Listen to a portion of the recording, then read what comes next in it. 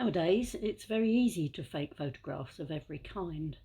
Apparently, this is what I'd look like as a Viking, created in a popular app.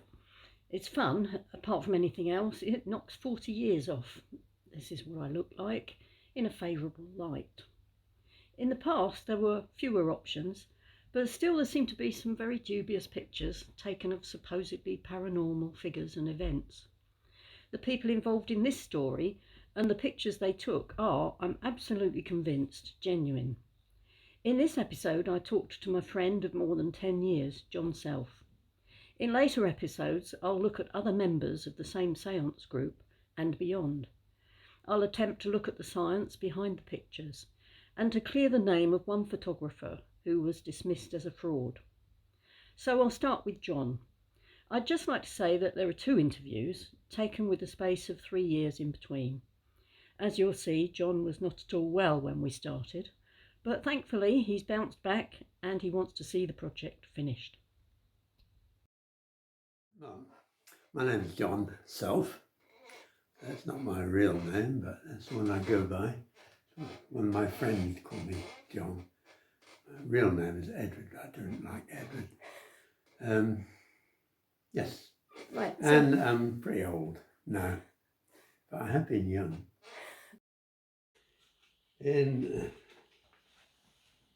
2019, myself with my friend Anne Green, we wrote a book entitled Images of Another Dimension.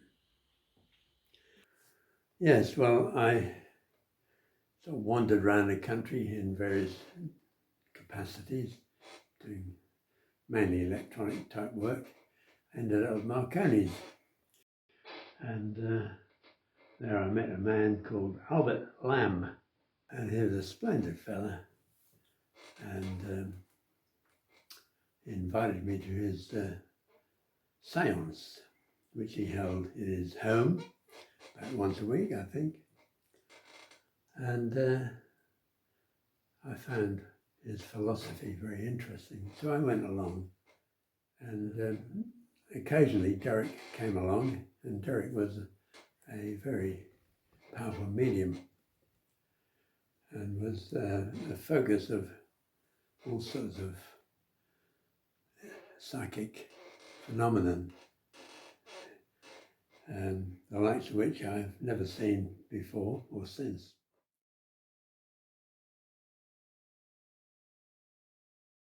Well, the first time I went, which I remember quite well, I was new to all this. The rest of the people there were sort of regulars, and they had come across this thing many times before. And after a short while, we settled down around the room, and Albert said a little prayer of protection for Derek. And after a bit, Derek went into a trance. And it was very, very strange for me, because he more or less collapsed and then reinflated almost as a different person. This happened several times during the course of the evening, when different people took control of his body. I was quite convinced of the validity of it all, because he had nothing to gain. He didn't charge money. The main character was went by the name of Father John, and he had a very soft voice. He spoke very softly, and but there were other characters as well. There's we had a bishop. What's his name? Howe. Bishop Howe. He was a much stronger character, if you like. And he was different. Oh yes, so very different from Derek. So you were convinced these were not something that Derek was putting on? I'm quite convinced. Quite convinced. And there were other characters as well. Some spoke with foreign accents. There was even some in foreign languages which we couldn't understand. So for a very long time ago, so I don't remember details too well, but I remember the basic setup. It started off with Derek taking a photograph in a spiritualist hall, which he was reluctantly persuaded to attend. He noticed during the course of the evening sudden drops of temperature. So he was a very clever fella. So he devised a little electronic gadget which would trigger a camera if there was a sudden drop of temperature. And so he took us along one evening to the Spiritualist Centre in Chelmsford. And during the course of the evening, there was a sudden drop in temperature, and the camera was triggered. But when he went home and he developed it, instead of getting a picture of gradations of temperature gradient, he got a picture of a Red Indian chief. And from there, photography became part of the thing we did. At that time, I lived in an old caravan near to Chelmsford, Hanningfield, actually. And I had a portrait camera, a waterflex, twin lens reflex, and I loaded this up with 12 exposures of film, and I took it along, and over the course of 3 weeks, I think, I exposed the whole film.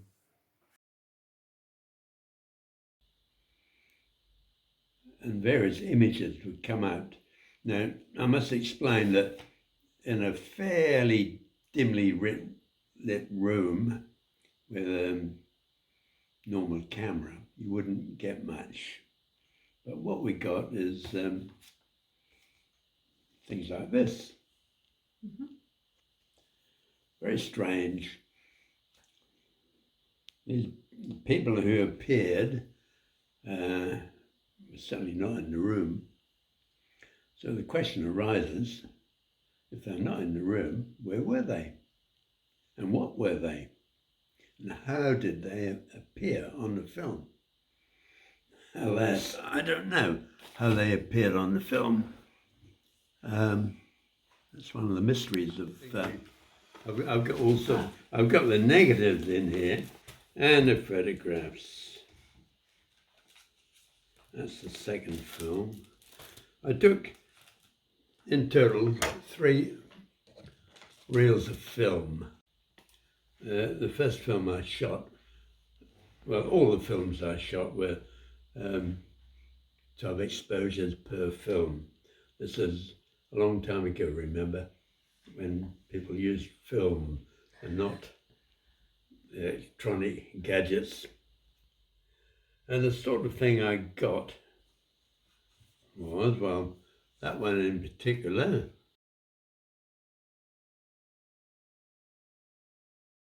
And I've got a whole string of them here. The cat.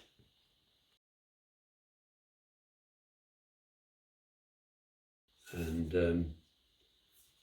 2 people's faces.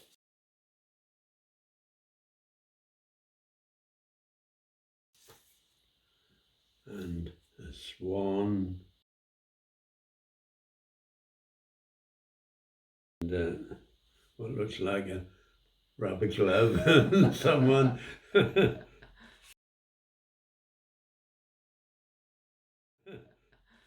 and two more faces.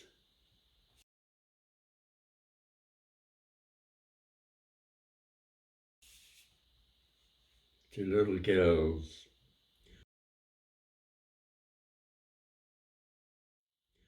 And of the 12 exposures on that first film, one was blank, completely blank, as you would expect. But the other 11 were quite, they had things on, and not only that, but the negatives were very dark. Where are the negatives? Oh, these are the contact prints. The first film I shot, we had the medium there, Derek. The second film I shot, he wasn't there. It was just me and the other members of the circle. But I still got 9, 10. So Because you I just did it wherever you felt? there was no one to tell me to do anything. I just snapped them off. Just firing into, the gloom, because there was one light bulb in the room, wasn't there? Just one light bulb. Yes. But you weren't aiming it at people, for instance? No. The third film I shot, Derek wasn't there also, and the conditions obviously didn't work, and they were all blank, which again I would have expected. After that I didn't do any more because I'd done enough.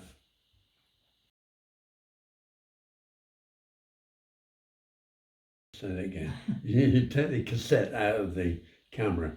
This happened a long time ago, remember? Is it a roll of film? A roll of film. Yeah. That's right. You rewind it back into the cassette, you can take the cassette out and put the cassette in a black bag together with the developing tank, and you have to knock the end of the cassette, take the film out, then you have to thread it, it's all by feel, you have to thread it into the spiral of the developing tank, put the spiral in the developing tank, put the lid on, and you take it out in the light.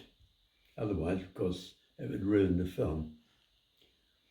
Then I pour in the developer and give it a swirl around, and the correct amount of time, pour it out, rinse it, then put the fixer in, swirl it around, pour it out, rinse it, and take the film out. And these are the results of the film. I find the negatives. Oh, yeah. The other thing is the negatives are very dense. So tell me why they're not double exposure. Because I took them myself. Oh, this is the one I'm particularly interested in. Why would I want to cheat myself? Yeah, that's the tower. Is it? Right. There's the camera. Yeah. Oh well, don't worry. That's the tower. Yes, it is, yeah. Good. No, they're not cheats because why should I cheat? And why would I wait? How many years? Before springing a 60 years before springing a cheat on people. No, these are genuine. And what did people think when they saw them? They didn't believe them. But the people in the group did. Oh yeah, because they'd done the same. But outsiders didn't. Who did you show them to? Well, my family, who were quite religious, and of course they were horrified. Well, most people, they said, well, what's the trick? No trick. So they didn't want to know anymore. They didn't show interest in what they represented. Not as much as me. I mean, there's more to the seance than the photographs. That was just one aspect. The other thing, all sorts of strange things happened. But I've got no proof of them. The thing about the photographs, I've got the negatives. And I mean, it happened a long time ago, but I've still got the bloody negatives. Mm. So, what did you think about it? Well, I mean, at that stage I was relatively young. I'm somewhat older now, as you say.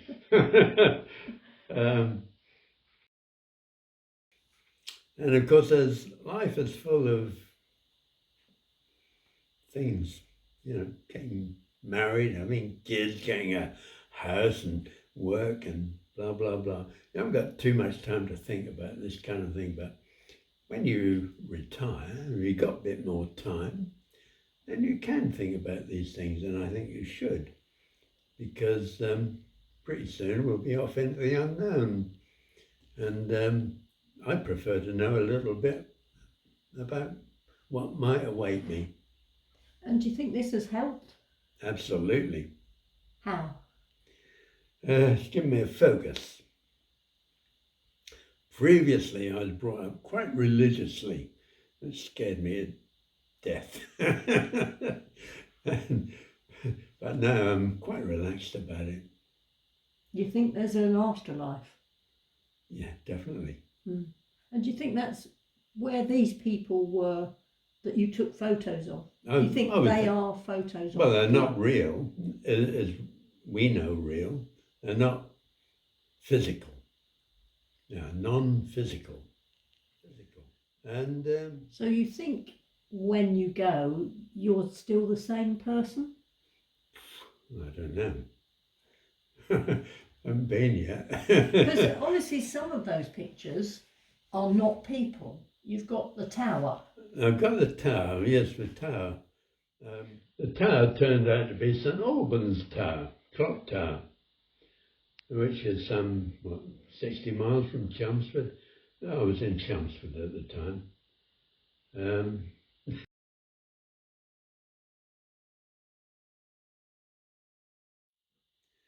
They were basically sort of ghost hunters, like they do on television now. And, I don't know if they found anything out, but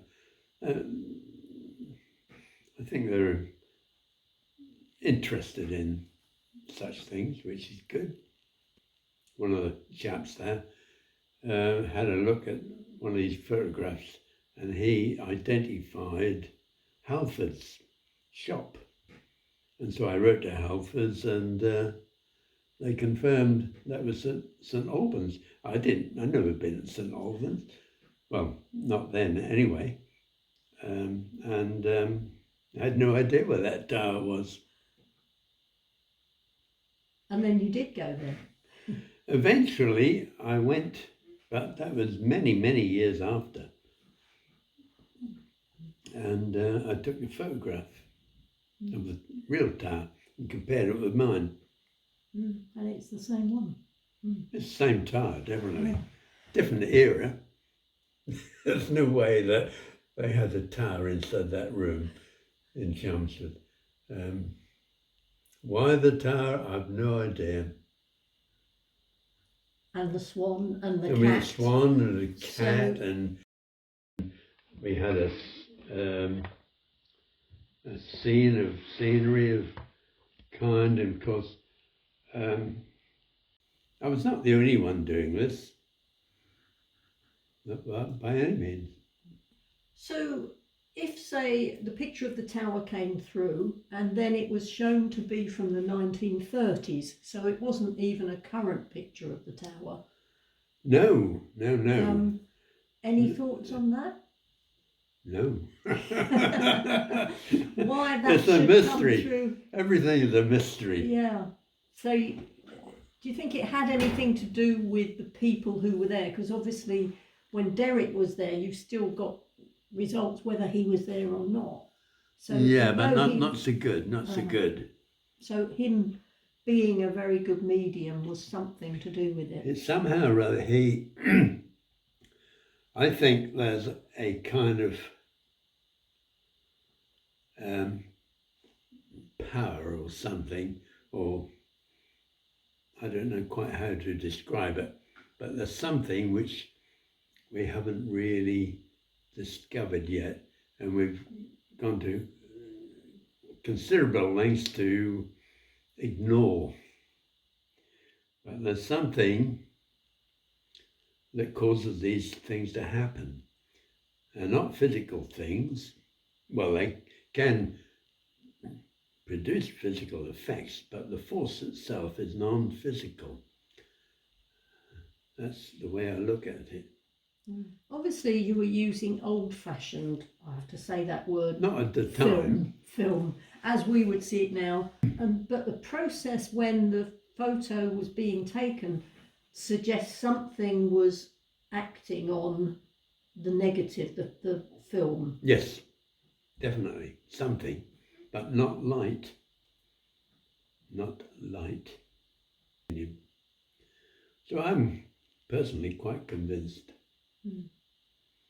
Now, I have to go back to the skeptics and say, Oh yeah, your group was largely taken from Marconi employees, and you yourself were an electronics engineer. Could people say either you were being tricked or that the Marconi people were having a bit of fun? yeah, but Because if why? anyone could, they could. Yeah, but why should we? No one ever made any money. Money was never involved in this at all. We wouldn't bother tricking ourselves or anyone else. Why should we? And you knew these people personally in work? Yeah, most of them.